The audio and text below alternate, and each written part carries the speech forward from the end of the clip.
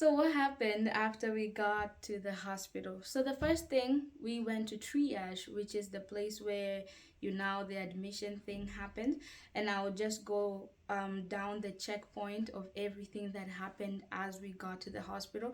I hope you're picking the points that we had talked about earlier, that I implemented through the process, that really helped me have an amazing outcome with my childbirth process. So the first thing that happened when we got in the triage room, of course, you have to give your name at the reception, and they give you like a band with your name, your date of birth, and a scan code that they will keep using during your stay in the hospital. And also they give a badge depending on the what hospital you go to, a badge with the visitors and guest name for the support system or family member or husband or spouse, whoever you're bringing around for the delivery. And so during triage, when we got into the room, the first thing, I they walked me into the bathroom. I laid my stuff down, and then I changed into the hospital gown. Some people these days I've seen prefer bringing their own home gown, but to me, I was like, it's gonna get messy, so I'll rather put on my comfortable clothes afterwards, because that water of the baby gushes everywhere after they pop out. So I was like, I would just rather wear this one since they can wash it here, and then I will put on my other comfy clothes after the delivery of the baby. So I changed into the hospital gown. While still in the bathroom, they have a tin for you to put your urine. So they do a urine test just to check for any infection. If you have an infection, it's good they catch it early, because it takes a few minutes to test, so that they can start you on antibiotics so that it doesn't affect your baby as they come through the birth canal. And also they check for dehydration, reason why you should be taking plenty of water. Next thing, they have the check-in questions. So this is where they do your history and physical, and also they evaluate the current situation, like when did you realize your water broke, what made you come to the hospital. So they do ask those questions. I know sometimes you might think they can see I'm going through contractions, but it's their job. So if you know that you might not be able to smoothly go through this because of how fast and intense your contractions are, you can come to the hospital a little bit earlier. But at this point, sometimes it's hard to know. But that's why we have the Holy Spirit. He guides and directs us. So they have the check in questions. After that, they allotted my midwife, and this time round she was there for me, and this just gave me a peace, another extra dose of peace. Because my first experience, as I said, I went with an OBGYN. When I got admitted at the hospital, they were still at the office. When my baby was about to come, they said that they had gone home for dinner, to have dinner with family. So the doctors and nurses that took care of me, I had never seen them before, which that got me scared a little bit. So this time round, the midwife that I was working with, one of the midwives I was working with and had talked about my birth plan with, was there. So that gave me a sense of calmness and made me very comfortable. After that, they did a cervical test. This is where your midwife will put their hand through your vagina to check how dilated and how effaced you are. Dilation, again, is the opening, the widening of your cervix, and effacement is the thinning out of your cervix. So this time when they check for that, dilation is usually from 0 to 10 centimeters. This is what most people know. And also effacement is 0 to 100%. So you might hear this terminology used at the hospital. That's why I'm telling you this ahead of time. So they will tell you how dilated you are, which is the widening, how wide your cervix has gotten to, and the effacement, how thin out your cervix has opened to cause the baby to come down to the birth canal. And number two, they check your cervical test, so that they do a cervical test so that they can also check for the baby's position. How far down has the baby come? So when they checked me when I arrived at the hospital at triage, I was already 6 centimeters dilated and 60% effaced. So you can imagine the joy that was on my face, because last time during my first birth, when I got to triage, I was half dilated. I was not even 1 whole centimeter dilated. It's laughable now, but it was not funny then. So this time round, I just found my heart just thanking God. I'm like, it's actually happening. I was already 6 centimeters gone. By the time I was 6 centimeters dilated on my first birth, I was screaming.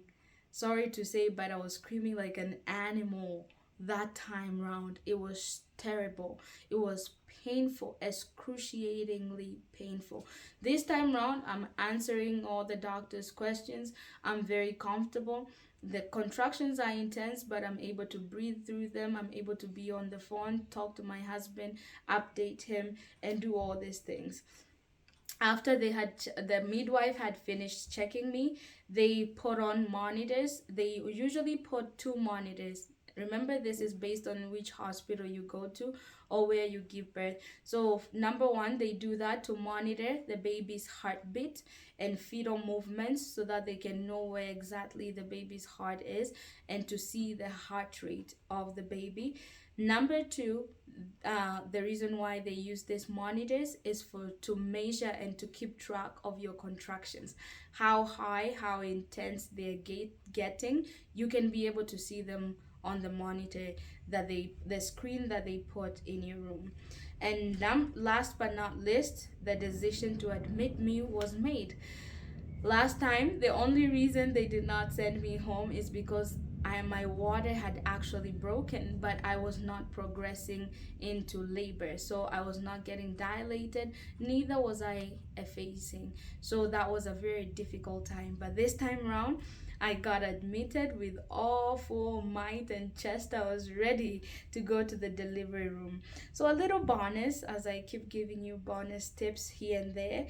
So this can either they started my IV. So for everybody it happens different. They can either do this in triage, or they can do this in your delivery room. It just depends on how fast. I've had women who got to the hospital and they gave birth 20 minutes later. Glory to God. And I pray, remember, this is just a template. I pray that it happens so with you. You will get a quick and fast delivery. So they started an IV, and the reason they do this is for they can use it later to draw blood. They usually draw blood out to be able to test for infection and diseases and do their further test. Also, they put it in case of an emergency. Maybe you need some water, maybe you might need blood transfusion if you lose a lot of blood. So they put it maybe to give you some of the medications are given IV. So that's the reason why they start an IV. So this took about an hour and a half to do the check-in process and things like that, for them to find a room for me and get it ready. And around 1:30, 1:40, I was getting transferred to my delivery room. So you can either, to get transferred, you can either walk or use a wheelchair. It just depends on your preference. I wanted to walk because, again, light movement, bodily exercise profiteth a little. So I prefer to walk, so that anything I could do to get this baby out of me sooner. So I just decided to walk so that I can implement what I had learned. Next, I wanted to be able again to do it by myself, and my nurse they were very gracious. They took their time. It took a long time because the contractions kept on coming and it's a far distance, but they were very patient with me. So by 2 o'clock I settled into the room and they checked me again, and I was already 7 centimeters dilated. This was God. Last time I got in at a half centimeters dilated, by 6 o'clock I was still at a 504. That was hours later. But this time it had only been about 2 hours or an hour and a half, and I was already 1 centimeters progressed. If you don't see God, I saw the hand of God, and this was working. So I was very, very happy for how things were progressing. So this is where you now actually begin to get excited, because the room is set up where you can see where they will place your little baby. You can see everything they will need to use, and so it gets you very excited and hopeful, and it kicks in the next thing that you need to do. So while in the delivery room, things that I did to improvise the preparation that I had done before. Number one, I set my phone next to me, and I put in and had my playlist playing, kept it on repeat, and kept the songs that I had created on YouTube. I made a playlist on YouTube on the songs and worship and praise that I wanted to play during my delivery. Number two, I reminded my support system on what I wanted, what we had already talked about. Remember, I had already prepared them ahead of time on the things that I wanted. My support system included my family member who was gonna be with me during that time. I let them know what I expected. Also, I had in communication with my husband, even though I wasn't able to be on the phone because I was listening to my worship music. Maybe next time, or when you're preparing for labor, you want to have maybe a speaker, music speaker that you can use if you're gonna be on the phone. So I had him explained on what was happening, and I would update him as I kept progressing. Number two, on the support system, I had my close friend who, by God's grace, worked in the mother baby unit, and she happened to be working on that same shift. So she was able to keep coming to check on me, and that made me very, very comfortable, because I had someone who personally knew me, knew my strength, and knew my weaknesses, and could be able to help me through this specific season, even with her professionalism and also being a person who understands the mind of God. And number three, on support system, my nurse. This time around, I had one special nurse. I didn't have a room full of nurses, everybody talking at me. She was the reason why I refer to her as special, so she had a very calm demeanor. She was very nice, very collected, and she worked with me very well, explained things when necessary, and did not talk much. She did not talk when it was not needed, which I really appreciated this time around. And last but not least, my midwife, who was very informed about my birth plan and knew what to stick to and how to encourage me as we progressed in labor. So number three, on the things that I did while we got in the delivery room, they allowed me to labor based on how my body led me. So during this time, your body, you will feel certain things that are comfortable to you. Like, for example, they tried to give me a peanut ball and put it between my legs and have me lay on the side, but it was very, very uncomfortable for me, so I didn't want that. I tried to lay on the side and have one of the legs that is on the top extend to the other side of the bed, but that was also very, very uncomfortable. I did not want to try that. Laying on my back became difficult, even if I had the bed elevated. I went through a couple of contractions through the first hour like that, and I still felt like my body wanted a more comfortable position. And that's when we tried the all fours position. I did not want to go on the floor, so the nurse helped me to get up on the bed. She elevated the head of my bed and put two pillows for me, so I was on all fours leaning on two pillows, and I felt like I had just gotten the most miraculous position. This helped my body relax. I could lay down and close my eyes and relax when I was not going through contractions. It just helped my body relax and did wonders for me. The fourth thing that I did that happened when we went to the delivery room is 3 a.m. they came in to check at me, and I was already at 9 centimeters.